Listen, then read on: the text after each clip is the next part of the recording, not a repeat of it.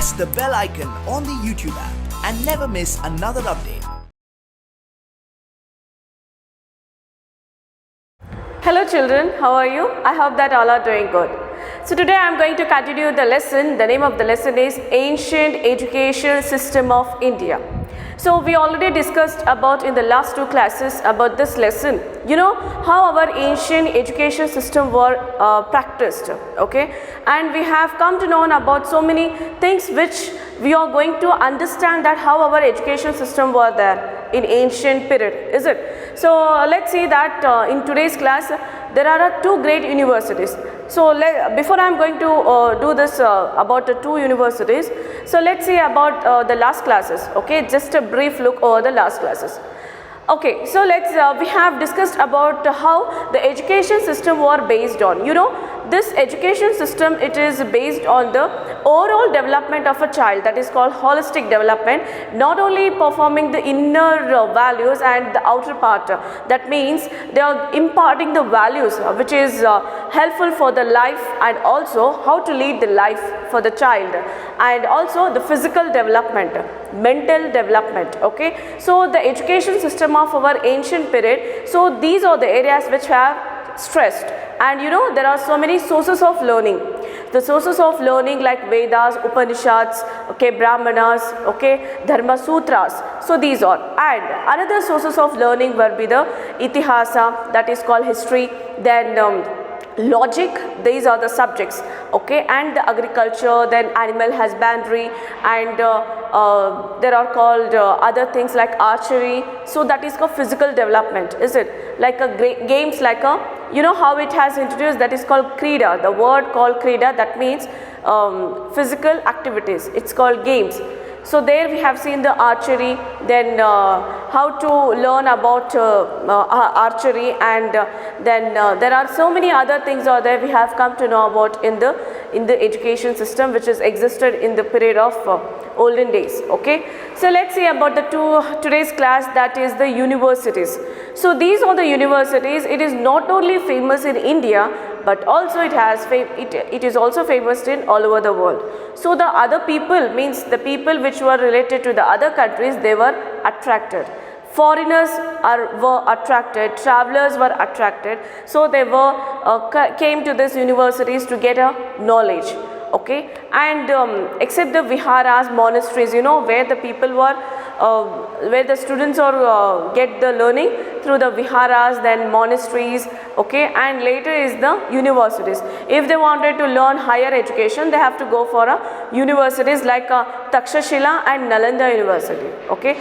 So Takshashila, it is also called as Taxila, and also Nalanda University, it is also the another university. So these two universities are famous all over the world, not only in India, okay. So these were the universities which were existent in the period of olden days, okay. And you know, these two universities, it is also declared by the UNESCO, okay, UNESCO, that is the World Heritage Site, okay. Because nowadays there is no people are visiting, so it becomes a World Heritage Site, because we have to preserve our culture, our India's culture, our values, our heritage. It's like a wealth of our country. We should have to preserve it. So it becomes a World Heritage Site, okay. So this is about this lesson we have discussed in the last class. So let's see about the today's class, that is about the university. So university, that is Takshashila or Taxila. So today I am going to introduce about what kind of this education center was, okay, and how the people were gone, and what kind of education they were getting in that university. Let's see here today's class. In ancient times, Takshashila was a noted center of learning, including religious teachings of Buddhism for several centuries, okay. So this Takshashila, it is called as a center of learning, and there we have seen there is a Buddhism, there is a religious teachings. So what is that? That is the Buddhism, okay. So these are the teachings were going on in this university. For several centuries, only the religious teaching were going on, so which is related to Buddhism. Then it continued to attract students from around the world until its destruction in the 5th century CE. So before 5th century CE, so it has attracted all over the world. The people were visited, the students they are coming from the all over the world. Okay, so and later it was destructed in the period of 5th century CE. CE means common era. Okay, common era or Christian era. So then it was known for its higher education and curriculum comprised the study of ancient scriptures, law, medicine, astronomy, military science and 18 silpas, that is called shilpas, you may call silpa or shilpas, or arts. Okay, so let's see that which are the subjects are studying in these universities. They are concentrating on the scriptures. Okay, so these are the areas they are studying. If they want, if any people or any student they wanted to get a higher education, so these are the areas which they have to learn in this university. So scriptures, then next is law, medicine, astronomy, then military science,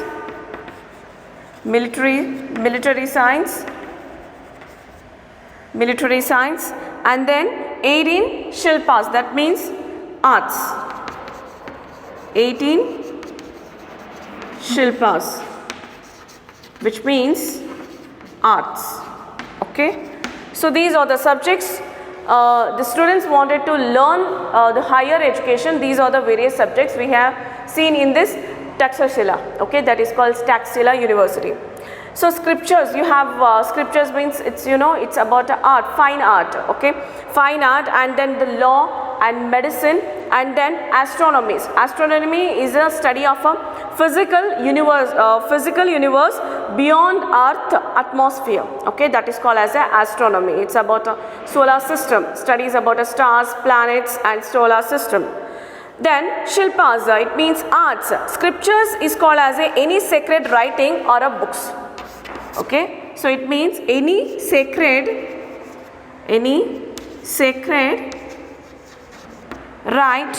writing or books. Okay, that is called scriptures. Law means it's about a justice, the law. So where we have to learn about the law and order. Okay, so how to rule the country, how to rule the kingdom. So that is on that. Then the medicines, it's about a medical practice. Okay, that is medical studies. Then the military science and also arts. Then Takshashila became the famous of a place of learning due to its teachers' expertise. So this Takshashila, this university, it was famous because of the expertise teachers. The teachers are well expert. Okay, so then among its noted pupils were the legendary Indian grammarian Panini. Okay, so our the student, that is called pupil, who are studying in this particular university, the famous grammarian that is called Indian grammarian, that is called as a Panini. Okay, he was an expert in language and grammar and authored one of the greatest works on grammar called Ashtadhyayi, that is called Jivaka, one of the most renowned physicians in ancient India, that is and Chanakya, that is also called Kautilya, also known as Kautilya. So these are the names of the experts, okay, who are got a education there, university, and they become experts in some of the field. So first is Panini, he was a grammarian, okay, and the next was called Ashtadhyayi, that is called Jivika, one of the most renowned physicians in ancient India, and then Chanakya and also called as Kautilya. Okay, so they are because of the great work, so they are famous. And then skill exponent of statecraft, both studied here. Okay, about statecraft, craft means it's the subject which is dealing with the craft. So that is also teaching here.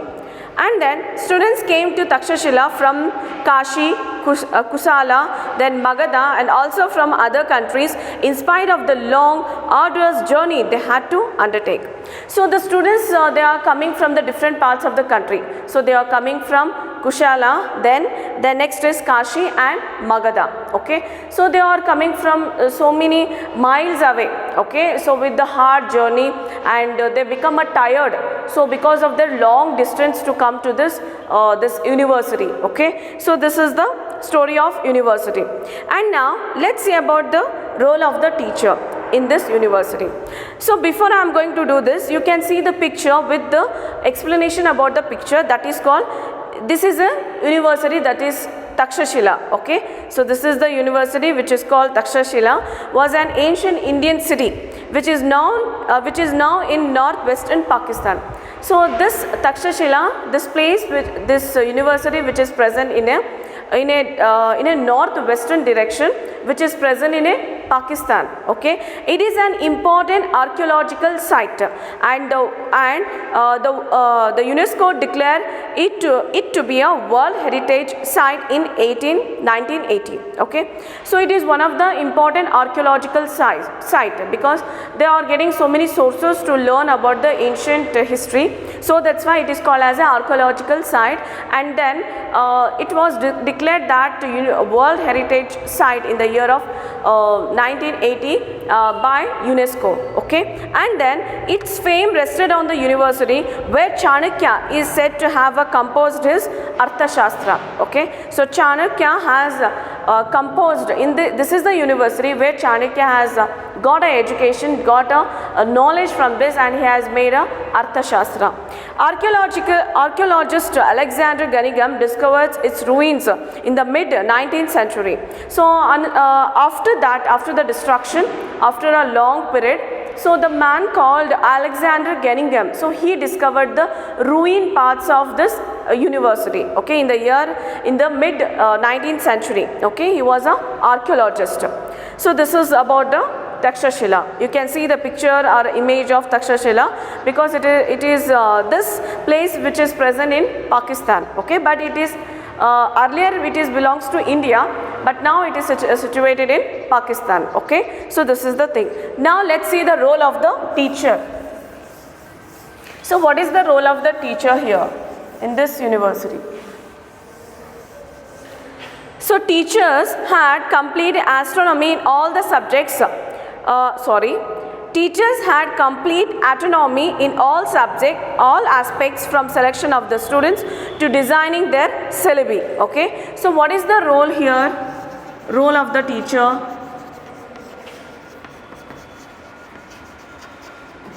So teacher plays a very important role here because according to the student, who are the teaching to the particular student.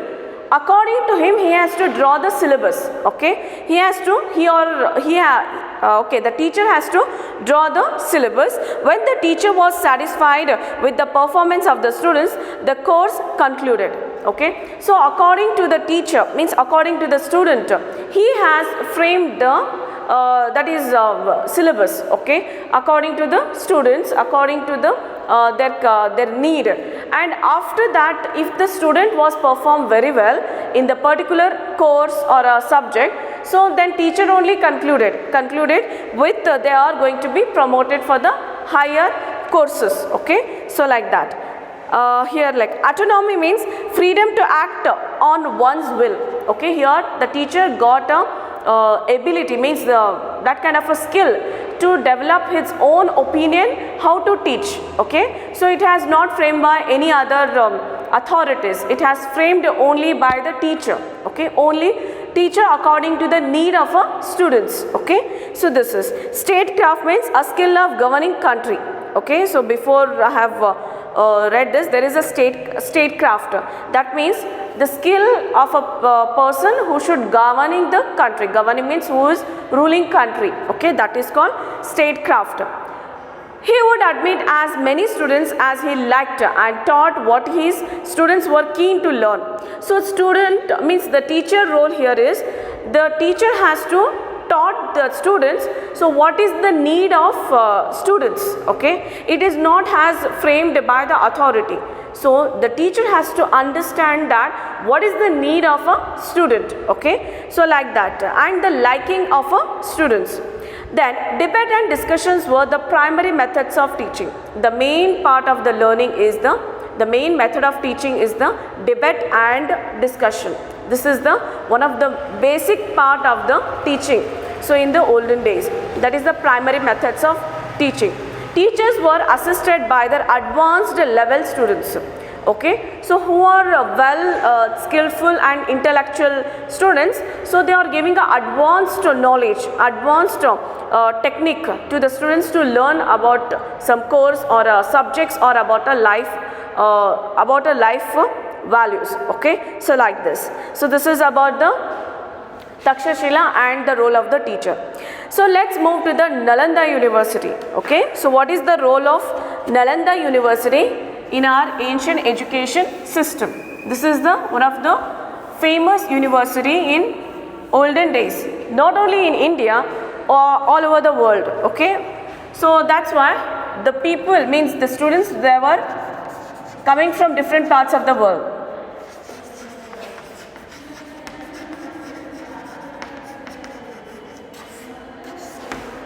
So Nalanda University, Nalanda, when Yuanzhang visited it, it was called Nala, okay, and was center of higher learning in various subjects. So before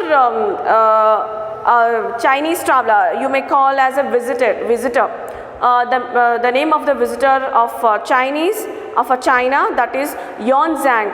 So at the time it was called as a Nala, not Nalanda, okay, and it here in the university it is dealing with the higher studies in all over the subjects, in various subjects. The universities attracted scholars from the different parts of the country as well as the world. So this university, it has attracted so many people all over the world and even India also. Okay, then the Chinese scholars I King and Yuanzhang visited Nalanda in the 7th century CE. They have given vivid accounts of Nalanda. Okay, there are two Chinese scholars, they have visited to this Nalanda University in the 7th century CE, and they have given the vivid, means they are giving a different opinions about this Nalanda University. Okay, they have noted that as many as 100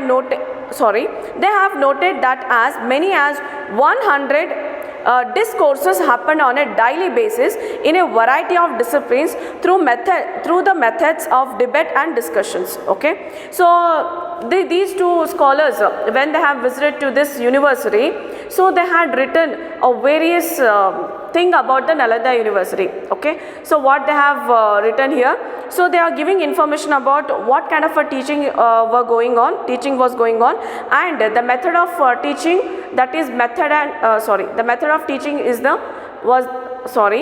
of teaching were the debates and also discussions, and it was going on not only a particular day, so daily basis. Okay, so daily basis, it is the work which was given by the teacher to the students about various subjects.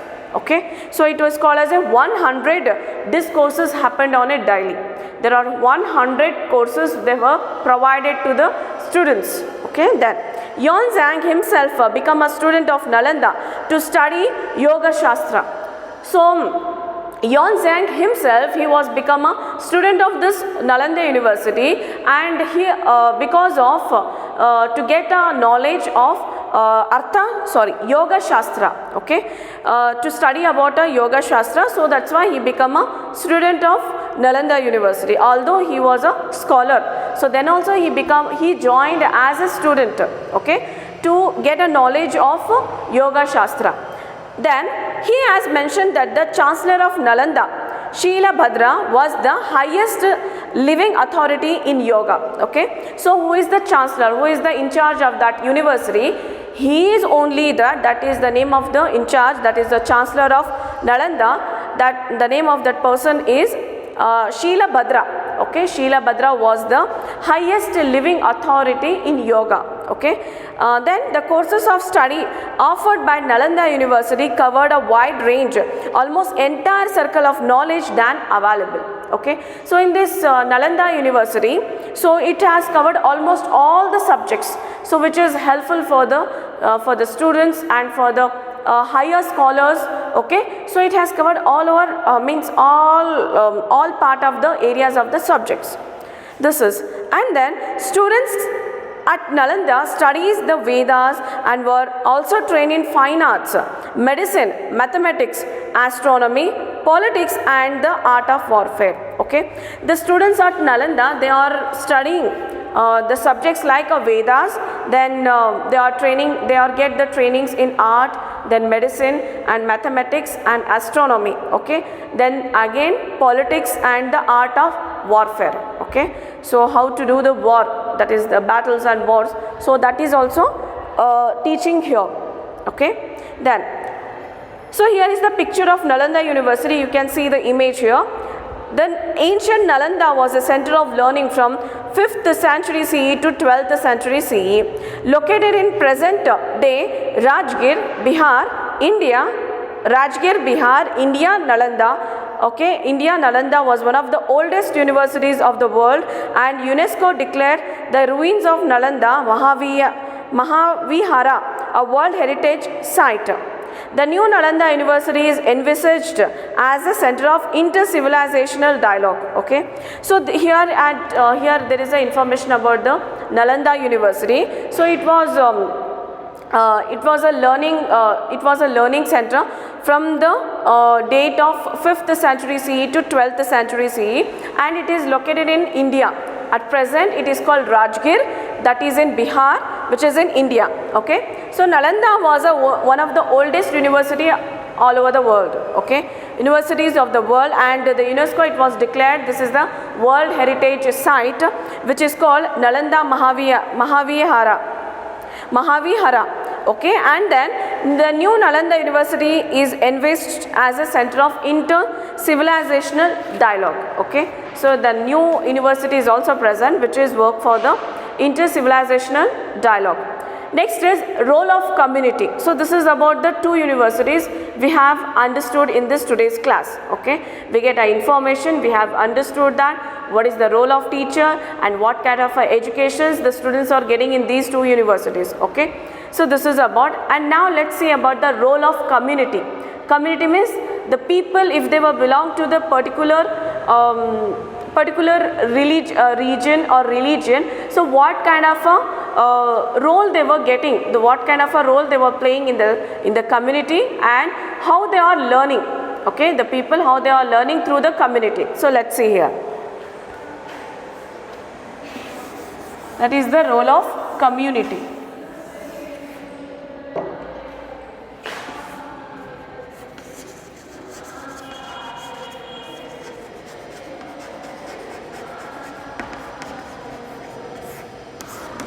Role of community. At that time, knowledge was considered sacred. Sacred means divine. Okay, so during the olden period, means ancient period, so this knowledge was considered as a divine, that is called sacred, and no fee was charged. So who are teaching to the students, they were not charging any fees there. Okay, then contribution towards education were considered the highest form of donation.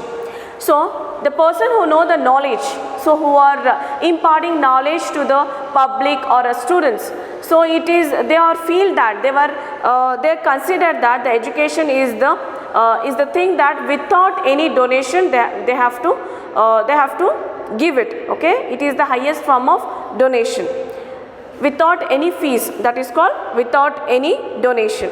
All members of the society contributed in some form or the other. So in a particular society, if the people are living there, so they are contributing some part of, okay, they will be provided some of the things, or means it's about a society. Okay, it's not about a particular person that the learning centers were. Okay, so that's why what they were giving, the members of the community, so in a particular society, so they have to contribute in a one form or another form. What it is, the financial support, how they were contributing through the financial support. If a person in a society, they were rich, they have to contribute their financial support. Okay, so they have to be supported by financial, came from rich merchants, wealthy parents and society. Okay, so those people means who are the wealthy people, they have to support to the teachers or to the person who are giving a knowledge. So they have to give a wealth. So who is giving here? The rich merchants or the wealthy family parents, okay, or even the society. Besides gifts of buildings, the universities receives the gift of land, okay, and also along with the financial support, so they will give a gift, they will gift of buildings also for a learning centers, okay. So they have to be gift as a they have to gift of buildings, okay. Then universities receives the gift of learning, and also the universities, the land of universities, that is also gifted by the some of the wealthy people or even the kings also, okay.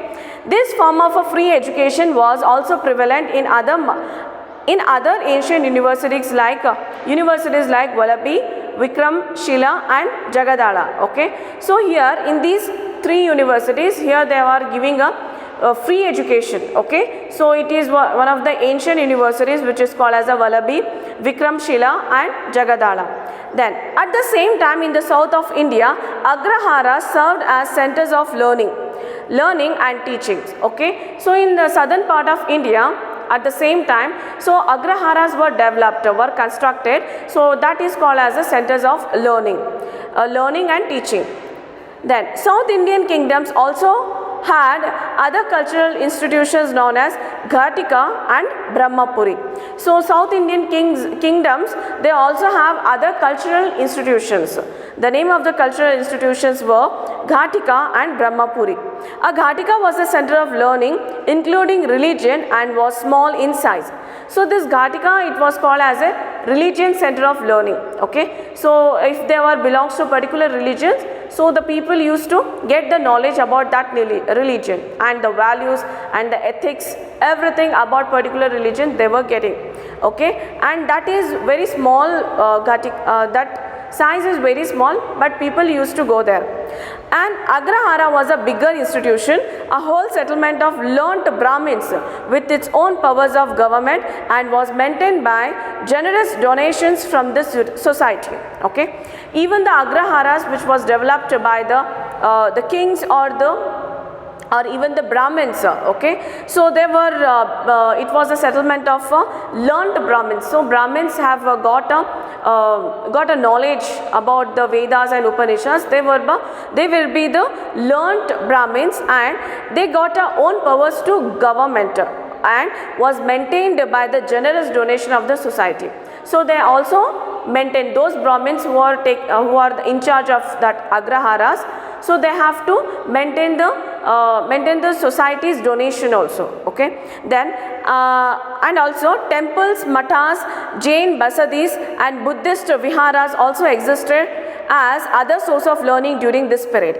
So not only in Agraharas, not only in monasteries and universities, and also it has developed temples. Temples also play a learning centers, and then mathas, then Jain basadis and Buddhist viharas.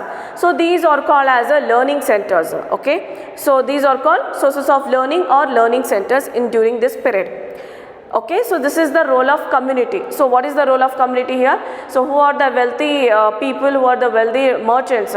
So they can contribute, they can support as they have to support by financially, or they have to present a building as a gift, or they have to provide a land for the universities, okay. And then there are so many Agraharas are also developed, and Ghatika is also developed, and those things plays an important part of religion learning, okay. So this is the thing. Let's move to the continuation of Indian education system.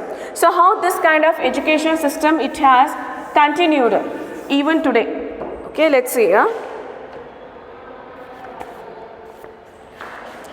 Continuation of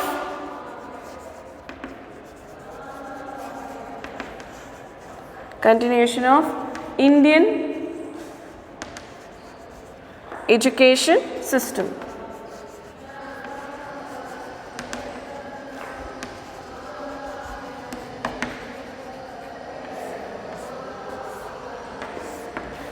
So in this paragraph, let's see about the continuation of Indian education. So which are the things it has continued even today also, okay? So let's see that, which are the things are there even in the today's education systems. The Indian education system continued in the form of ashrams, in temples and as indigenous schools, okay? Here the education system, it is continuous as a ashrams, okay, and then in temples. So the people, they will get the knowledge, or they will learn from the temples and ashrams and also indigenous schools. Then during the medieval period, maktabs and madrasas became part of the education system. So during the medieval period, because of the Mughals, they were ruled in our country in the middle period, okay, in the medieval period. So that's why they have so the kings were also developed, the sultans and Mughals, they have constructed maktabs and madrasas. So that is also part of a education system. During the pre-colonial period, indigenous education flourished in India. Pre-colonial period means before the Britishers, okay. So before the Britishers, so indigenous education system, it was existed, okay. I have already told you what is indigenous.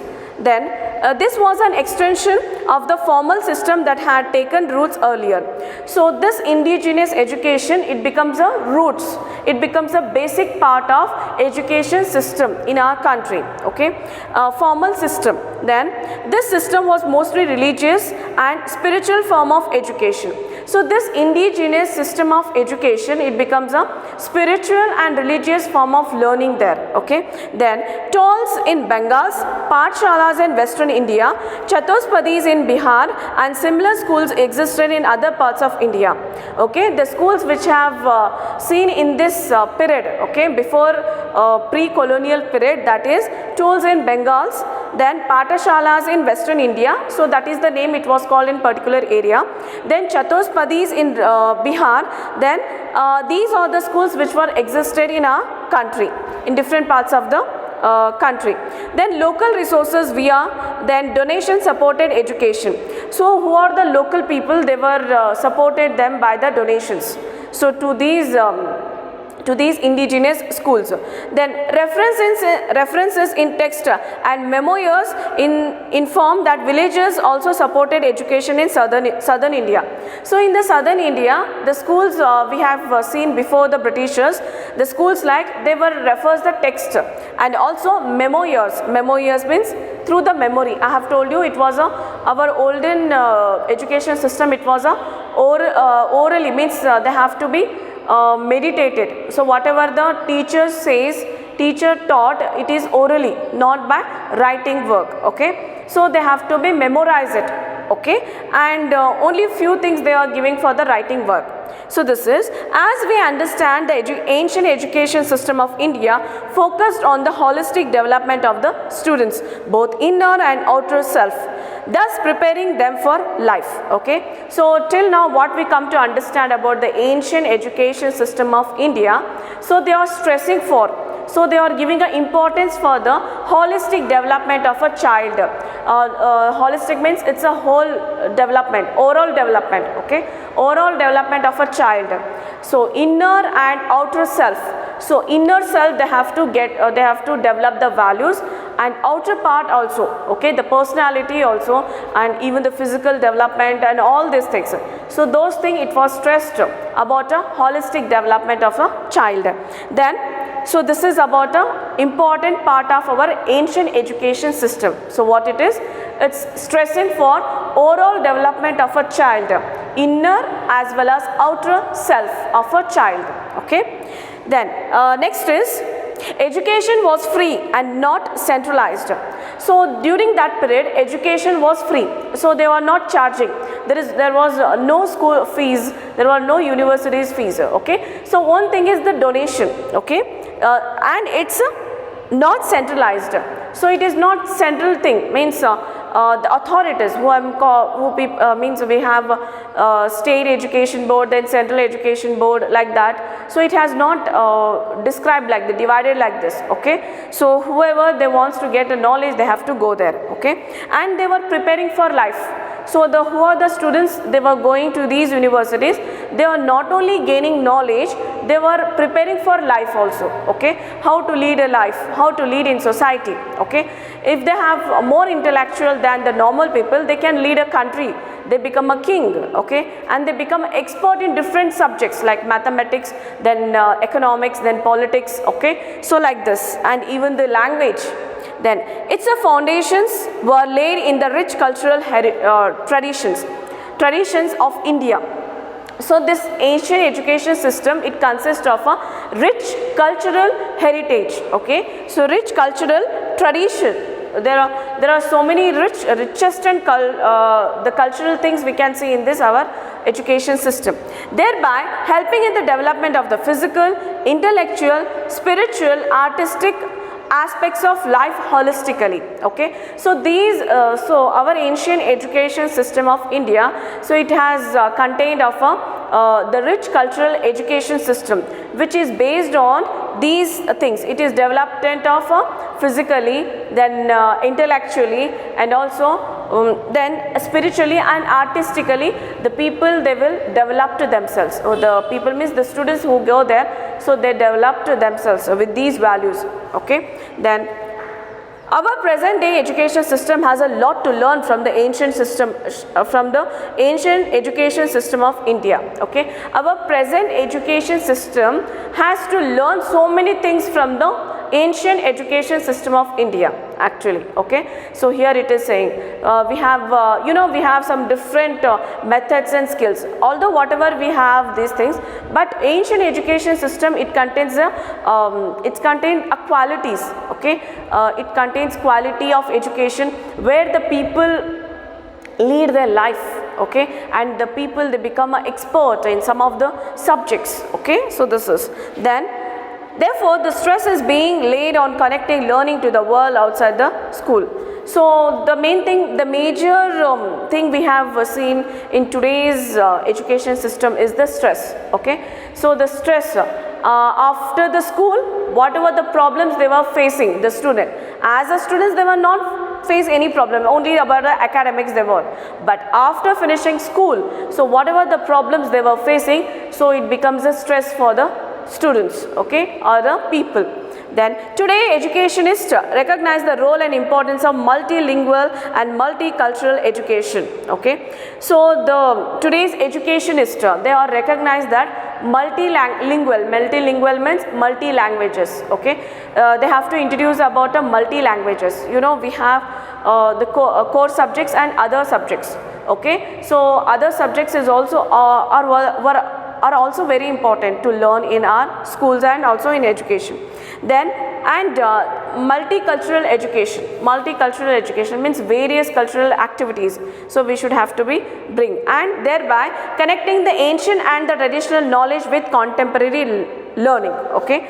So connecting means we should have to connect to this ancient, okay. We not only plan based on the present need of the student, but we should have to connect to the ancient education system and also traditional knowledge, okay. So whatever the knowledge we see in our olden days, okay, so we should have to take along with, okay. We have to take this our ancient education system plus this knowledge, that is the traditional knowledge, with the contemporary learning. Contemporary means modern learning with the technological. You know that technologically we are well developed, is it? So with that technology, with our traditional knowledge, with the ancient system of education, we should have to bring a changes in our education system, okay. So this is the lesson about how this education system, it was took a birth in our India, okay. How it was practiced in ancient period, how the students and teachers plays a very important role when they were learning, okay. And what are the subjects, various subjects we have come to know about in this lesson, where the people were where the teachers were taught and the students were learned, okay. So it was truly it was practical, okay. It was practical based learning, and it was oral. They were stressing for oral learning, okay. So this is about, so this is the today's class. I hope that you all are understood about this lesson. If you have any doubts, you have any queries, you can use your comment box. Okay, so this is the ancient education system of India. Okay, I hope that you all are understood this. Okay, so we will meet you in the next class. All of you stay home, stay safe, keep learning. Thank you.